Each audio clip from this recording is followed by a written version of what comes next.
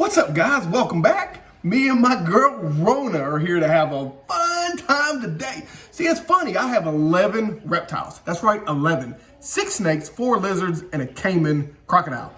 All different. Some beginner, some intermediate, even some expert keepers would probably be needed.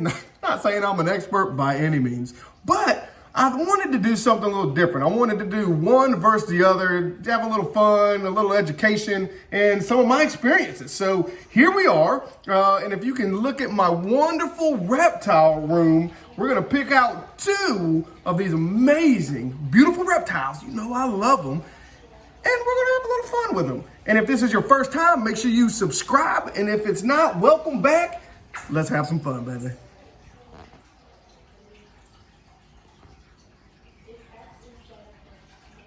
But as you can tell from the thumbnail and the title, this video is going to be about the bearded dragon versus the ball python. The main reason I chose them to start is because they are great beginner reptiles, so to speak. I'm going to get into that at the end, so make sure you stick around. But for now, I just want to have some fun and show you guys 2 of my favorite and beautiful reptiles that I own in this battle right here. Bearded dragons versus ball pythons. First up, the ball python. The ball python. Easily probably one of the most popular snakes you will ever hear. I actually have 2 of them. This is my female. Her name is Scarlet, named after the beautiful Scarlett Johansson, also known as Black Widow. I love these snakes. All right, so my first thing I want to talk about is handability. You know, can you handle this snake? To be honest, this is probably one of the tamest snakes you can ever handle. I know a lot of people compare it with the milk snakes, the corn snakes, things like that. To me, they're always on the go. These guys, however, seem for the most part, in my experience, to just chill. They hang out, they do their thing. But they are absolutely gorgeous. Love them on the second part for the family-friendly side of things. Obviously, I have 2 kids. My son is 4. These snakes right here, man, I will let my kids handle all day long. They are not known to be very defensive or biters. However, like all snakes, they can. They're actually more of a, in my opinion, a timid snake that when they get irritated, they curl in a ball. They would rather try to hide from you than come out and defend themselves with a bite. So that is one huge thumbs up and plus for these guys. What do you think? Is that right? A third phenomenal trait about these guys is their size. They're not necessarily fast growers, but they get to be, we'll just stretch it, 4 to 6 feet is a pretty decent average for these guys. Nonetheless, it is a great one person being able to handle snake. They are, like I say, they're generally docile, and even as big as they get, honestly, I think a full-grown, sorry girl, even a full-grown ball python, I'm pretty sure my 4-year-old son would most likely be able to just kind of handle and get him off on his own, and would be able to do his thing. So 3 phenomenal things out of the 5 I'm going to talk about, right? So the handability, top of the list, kid-friendly, family-friendly, another one up there on the top of the list, and then obviously the size, especially when it comes to snakes. When you guys hear about these enormous snakes and you don't know what to do, obviously you can, start them in a pretty small enclosure. Some people will argue this, but like a 20-gallon to start, and then as they grow, you can move them on up. So 3 phenomenal things. Number 4, as you can see, she's gotten in that notorious ball shape. So if you're ever looking to get a snake, I'll tell you right now, for kids, beginners, and things like that, this is the way to go. The other big reason is for their maintenance. Their maintenance, it's kind of one of those, once you get it going, it's pretty easy. Making sure you get their light and their humidity where it should be, or, kind of in that range. Once you kind of get that going, their substrate, little things to hide. Their maintenance is super easy. They feed on live mice. Out of my 6 snakes, my 2 ball pythons are the only ones that will not eat frozen. It's awful. It's a pain in the butt.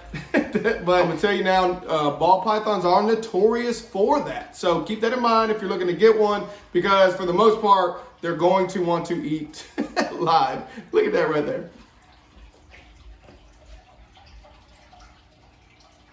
She's got her little head poking through. Like, what's up, man? Oh, there she goes. And that right there is a perfect picture of what a ball python looks like.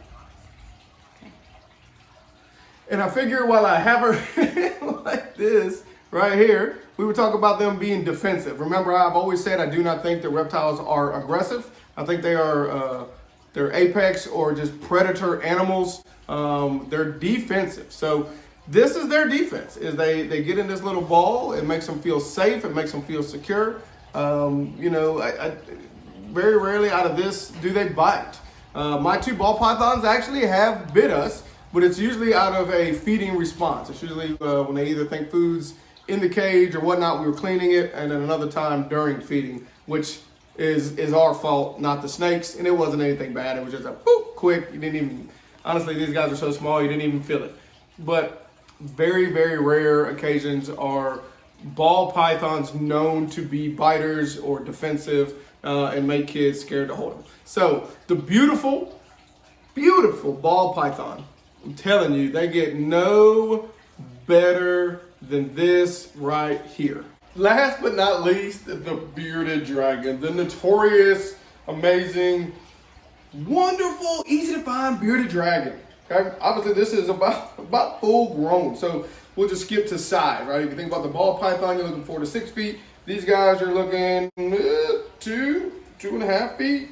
However, another reptile that is just a great beginner-ish. We'll call it like beginner 0.5 to take care of it. I'm gonna tell you why, like I said here at the end. So handability, as they mature and start getting some size and some weight and age on them, they're amazing. Babies they're a little fast. They're very quick. I don't know if you've ever seen them. They're like this big. You see them at your pet stores, and you're like, wow. You get them out, and they're like, them things are gone. Okay, but as you can see, Rona here loves to just lamp. She just hangs out. She's just lazy and loving, enjoying life.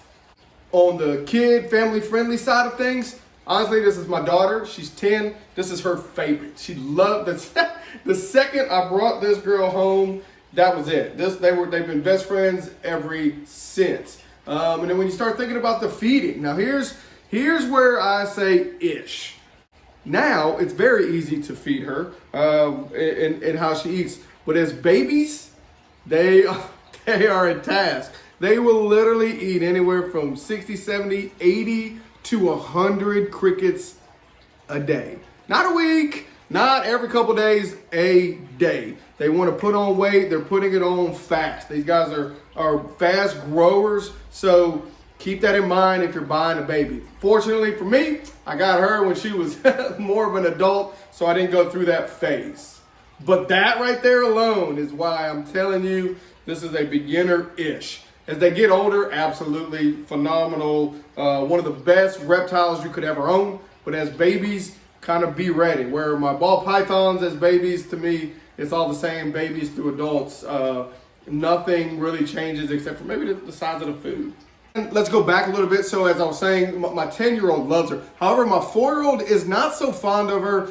It seems like the trend, especially with my iguana, my tegu, and this bearded dragon, is their nails are sharp. He does not like her nails. Obviously, you can tell she's literally gripped onto my shirt, no problem. But their nails are sharp, especially when they get to scurrying at this size. You know, it can scratch you up. So the younger kids may not like them quite as much.